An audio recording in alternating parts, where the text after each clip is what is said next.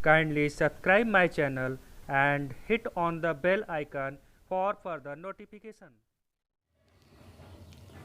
Hello बच्चों, मैं आपका दोस्त मनोज पांडे आपके अपने चैनल एमएस कोचिंग इंस्टीट्यूट में फिर से स्वागत करता हूं एक नए वीडियो के साथ। फ्रेंड्स, लास्ट वीडियो में हम लोगों ने चैप्टर 6 में एक्सरसाइज 6.3 के क्वेश्चन नंबर 8 तक को कंप्लीट किया था।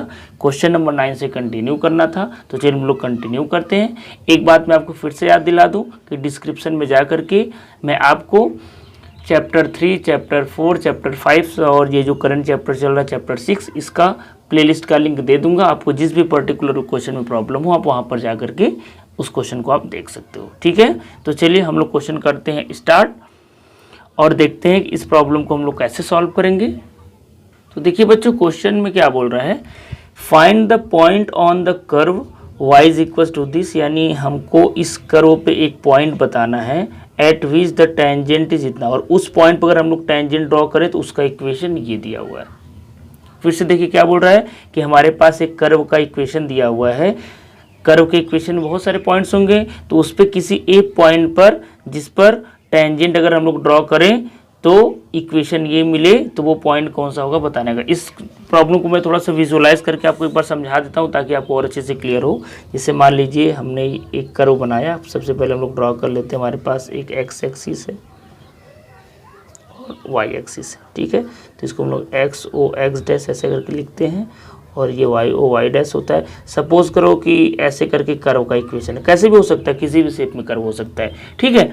तो अगर हम लोग किसी एक पॉइंट पर, मान लीजिए ये पॉइंट है और यहाँ पर अगर हम लोग टेंजेंट ड्रॉ करें तो करीब ऐसे ड्रॉ करेंगे, ठीक है। तो ये जो टेंजेंट है इसका इक्वेशन हमको दिया हुआ है। क्या दिया है, y is equal to x minus 11, ये क्वेश्चन में आपको दिया हुआ है। तो हमको ये वाला पॉइंट बताना है और इस कर्व का इक्वेशन भी दिया है, जो आपको y इज इक्वल टू करके दिया है। वो क्या दिया, कर्व का इक्वेशन दिया है। तो हमारे पास इस कर्व का इक्वेशन है, ये टेंजेंट का इक्वेशन है, तो ये पॉइंट कौन सा होगा ये हमको बताना है। तो देखिए हम लोग इस क्वेश्चन को कैसे करेंगे, बहुत आसान सा क्वेश्चन है। देखिए अगर हमारे पास कर्व का इक्वेशन होगा तो उसको हम लोग फर्स्ट ऑर्डर डेरिवेटिव यानी dy बाई डी एक्स निकालते हैं, तो ये क्या आ जाता है, आपका स्लोप ऑफ द टेंजेंट आ जाता है, ठीक है। स्लोप ऑफ द टेंजेंट आ जाता है, मतलब स्लोप ऑफ द टेंजेंट यही को बोलते हैं ना, एक्स एक्सिस के साथ इस टेंजेंट का जो एंगल होता है उसी को स्लोप ऑफ द टेंजेंट बोलते हैं। ये जो एंगल होता है, मान लीजिए अल्फा है, वैसे हम लोग इसको डेरिवेटिव के फॉर्म में लिखते हैं, तो इसको हम लोग बोलते हैं d Y by D x, यानी स्लोप ऑफ द टेंजेंट क्या होता है, D Y by D x होता है। तो हम लोग यहाँ से जो कर्व दिया रहेगा उसका स्लोप ऑफ द टेंजेंट निकालेंगे, और ये जो टेंजेंट है इसका भी तो स्लोप आप निकाल सकते हो, इसका डेरिवेटिव कर लो, इसको डेरिवेटिव कर दोगे तो इसका भी स्लोप आ जाएगा। तो इन दोनों का स्लोप आपस में क्या रहेगा, इक्वल रहेगा। तो बस हम लोग इसका वैल्यू यहाँ पर पुट कर देंगे और हमको क्या मिलेगा, x का वैल्यू मिलेगा, और x का वैल्यू गिवन इक्वेशन पुट कर देंगे तो y की वैल्यू मिलेगा। चलिए मैं करके बताता हूँ, आपको बहुत अच्छे से कॉन्सेप्ट क्लियर होगा, ठीक है। तो चलिए सबसे पहले हम लोग गिवन इक्वेशन लिख लेते हैं, ठीक है। गिवन इक्वेशन ऑफ कर्व क्या दिया है भाई हमारे पास, y is equals to x cube minus 11x plus 5, ये दिया हुआ है, ठीक है। और हमारे पास क्या है, टेंजेंट का इक्वेशन है। तो सबसे काम करिए, सबसे पहले हम लोग स्लोप ऑफ द टेंजेंट निकाल लेते हैं यहीं से। तो स्लोप ऑफ टेंजेंट क्या हो जाएगा, slope of tangent, slope of tangent क्या होता है, D Y by D x होता है। तो D Y by D x is equal to x to power n वाला फार्मूला लगा कर इसको डिफ्रेंशिएट करेंगे तो 3x स्क्वायर माइनस 11 हो जाएगा, ठीक है। इसको इक्वेशन नंबर 1 चलिए हम लोग ले लेते हैं। अगेन हमारे पास क्या है, टेंजेंट का इक्वेशन दिया है, तो equation of tangent equation of tangent देखिए हमारे पास क्या है, y is equal to x minus 11। तो इसका भी स्लोप निकालना है, तो या तो आप डिफ्रेंशिएट कर दीजिए या आप y is equal to M X plus C से इसको कंपेयर कर लीजिए, तभी स्लोप निकल जाएगा। आप 11th में फार्मूला पढ़े हो ना, y is equal to M X plus C, आप वो फार्मूला अप्लाई कर लीजिए तभी ये निकल जाएगा। जैसे कि y is equal to M X plus C, तो c का वैल्यू माइनस 11 है और m जो होता है वही क्या होता है, स्लोप ऑफ टेंजेंट होता है। तो अगर हम लोग कंपेयर कर लें तब भी हो जाएगा, या बोथ साइड डिफ्रेंशिएट कर लीजिए तो dy by D x is equals to 1 आ जाएगा। तो दोनों तरफ से आंसर तो आपका 1 ही आने वाला है। तो ठीक है, तो मैं ऐसे ही कर लेता हूँ, कंपेयर कर लेता हूँ, क्योंकि आप 11th में पढ़ चुके हो। Comparing with y is equals to mx plus c, the slope of tangent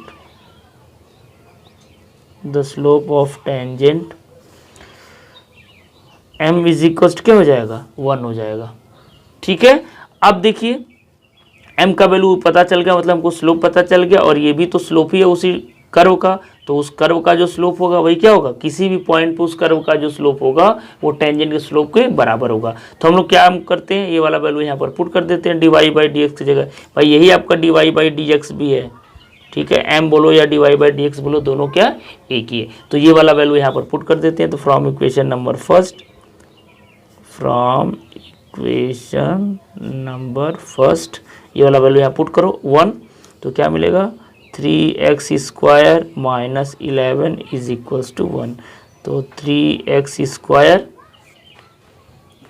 is equals to 1 plus 11 that is 12। ठीक है, चलिए आगे बढ़ते हैं। तो कैलकुलेशन को आगे बढ़ा लेते हैं हम लोग। तो क्या मिलेगा, x square is equals to 3 4 जा 12, यानी आपको 4 मिलेगा। Then x square is equals to 4 ही है, सॉरी एक बार चलिए मैं फिर से लिख लेता हूँ।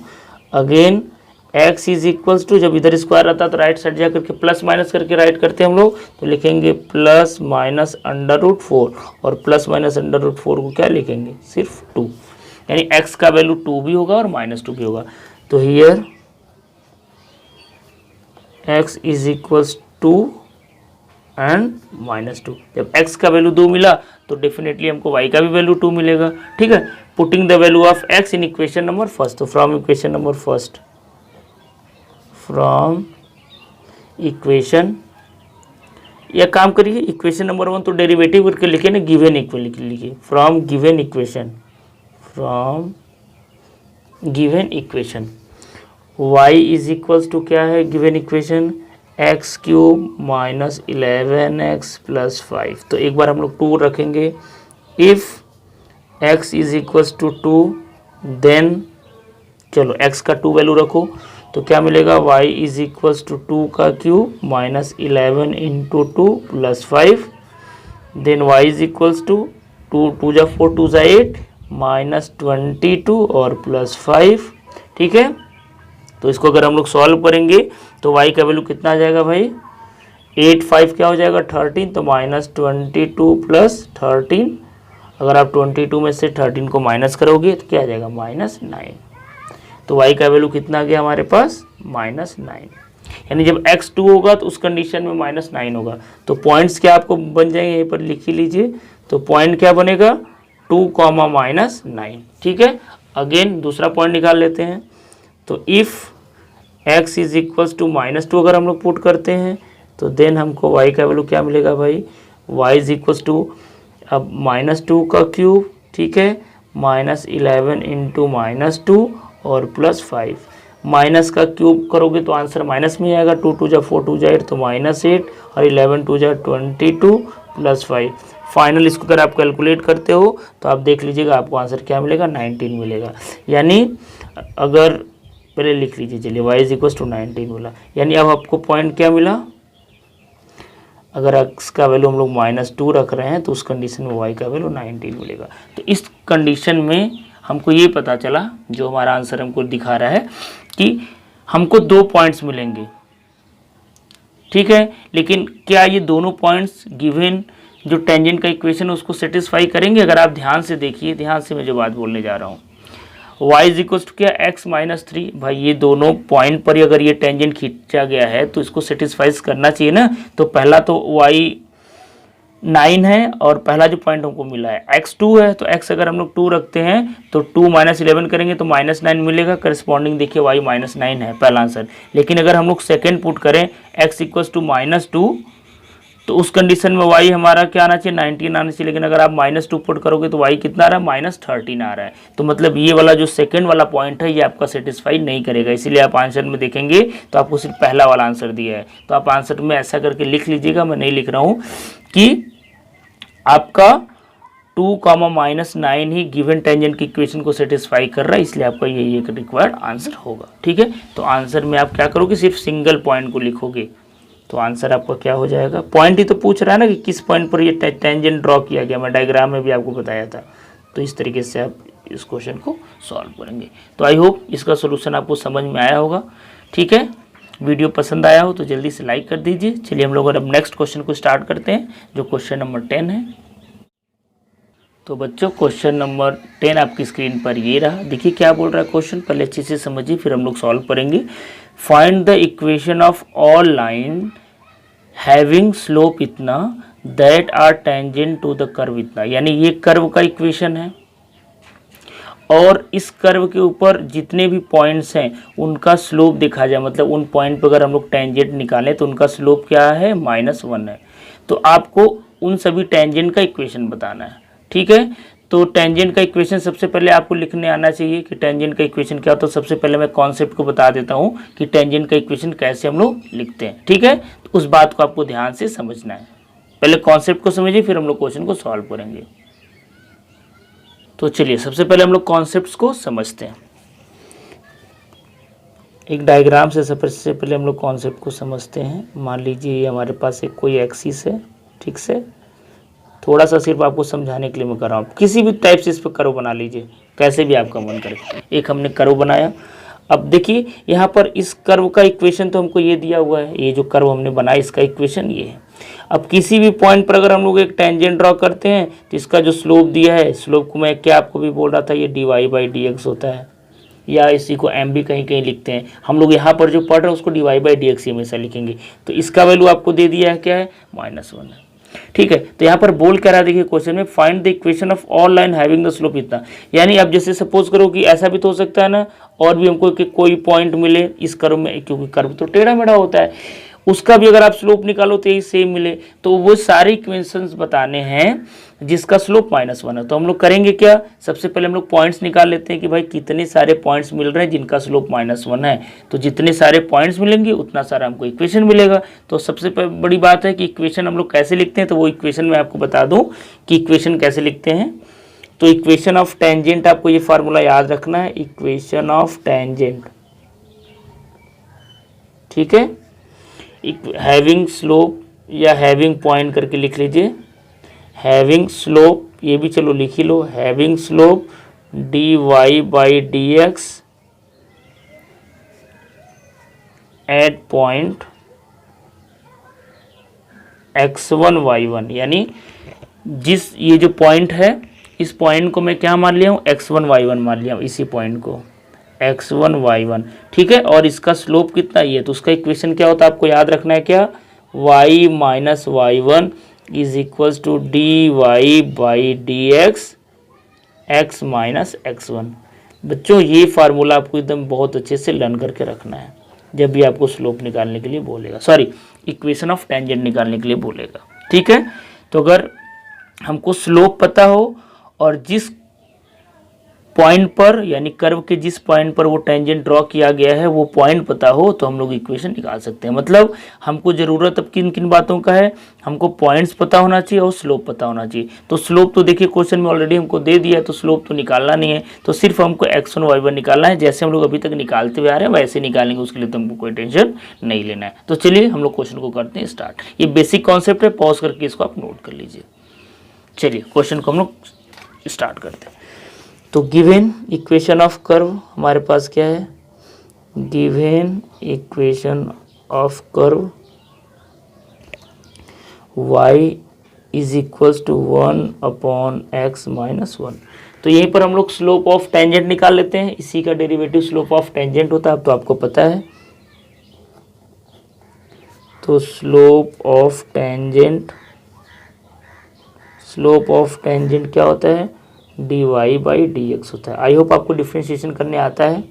तो डिफ्रेंशिएशन करना है तो D by D x of इसको और इसको मैं ऊपर ले जा करके लिखूँ तो x माइनस वन के पावर माइनस वन हो जाएगा। तो यहाँ पर x टू पावर n वाला फार्मूला हम लोग क्या करेंगे, यूज़ करेंगे। तो चलिए x टू पावर n वाला फार्मूला यूज़ कर लेते हैं। तो हम लोग क्या लिखेंगे, D y upon d x is equals to N x N minus one से तो minus one x minus one minus one minus one. तो फाइनली अगर आप इसको सॉल्व करोगे तो माइनस एक्स माइनस वन के पावर माइनस टू, और अगर आप इसको नीचे लाते हो तो minus one upon x minus one का स्क्वायर। जैसे आप देखते हो ना कि x का डिफ्रेंशिएशन क्या होता है, वन बाई एक्स का differentiation minus one by X square, वैसे ही minus one by X square.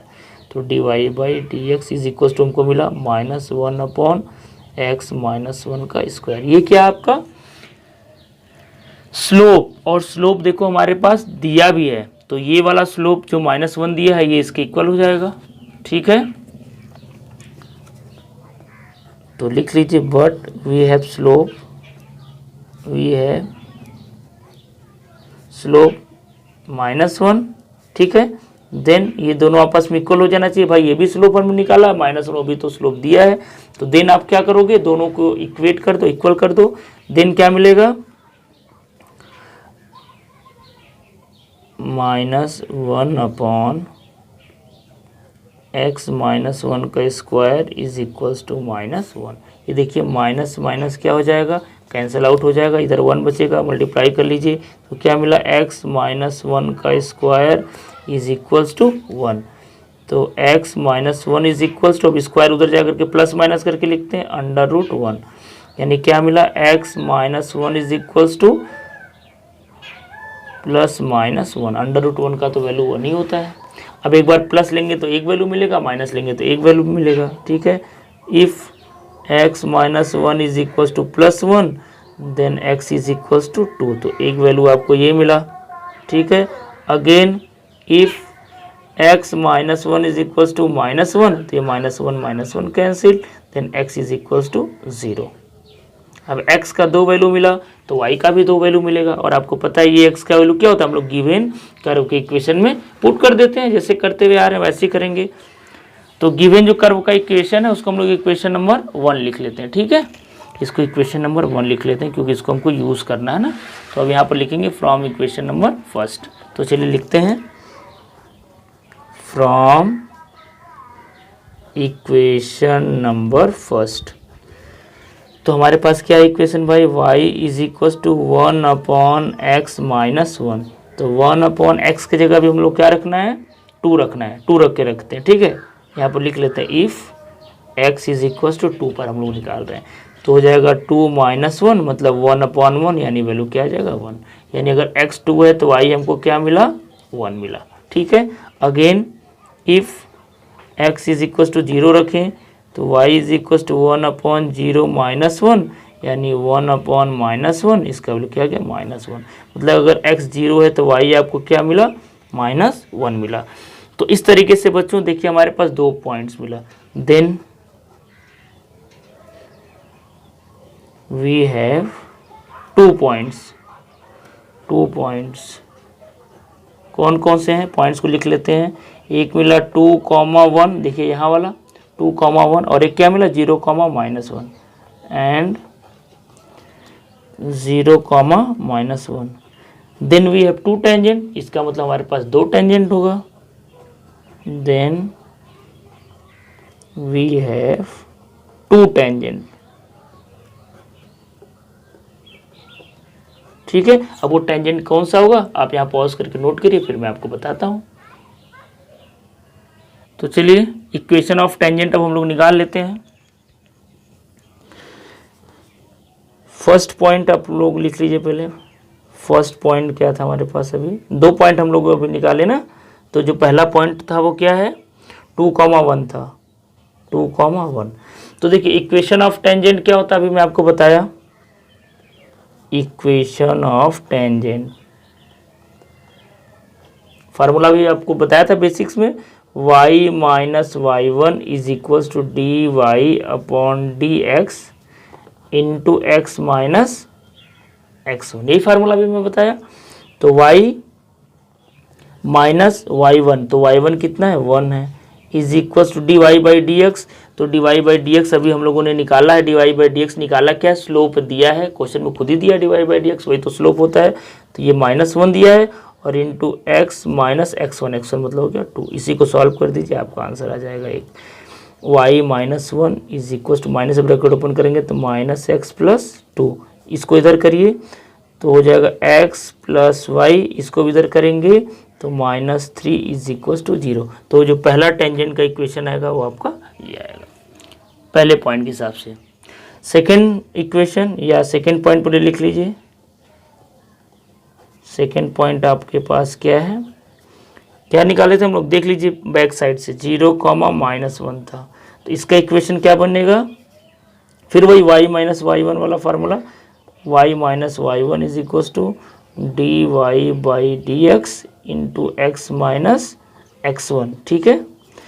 तो y - y1 कितना है, -1 है, ठीक है, is equal d Y by D x भी -1 है, x रहेगा और x1 कितना है, 0 है। अरेंज कर लीजिए तो ये y + 1 हो जाएगा -x हो जाएगा, यानी इक्वेशन आपको मिलेगा, इसको इधर करोगे तो x + y + 1 is equal to 0। तो हमारे पास 2 इक्वेशन मिला, एक आपका आंसर ये हो गया। बोला था ना कि कितने टेंजेंट की इक्वेशन बनेंगे, तो ये 2 टेंजेंट की इक्वेशन बनेंगे और ये दोनों देखिए आपके स्क्रीन पर ये रहा। आई होप आपको बहुत अच्छे से समझ में आया। क्वेश्चन भले थोड़ा सा लेंदी है लेकिन ईजी है, आपको टेंशन नहीं लेना है, बहुत अच्छे से समझ में आ रहा होगा, ठीक है। तो इस वीडियो में यहीं तक। वीडियो पसंद आया हो तो जल्दी से लाइक कर दीजिए। अगर आप पहली बार हमारे चैनल पर विजिट किए हैं तो चैनल को सब्सक्राइब कर लीजिए, ठीक है बच्चों। तो चलिए हम लोग नेक्स्ट वीडियो में मिलते हैं, तब तक के लिए थैंक यू सो मच।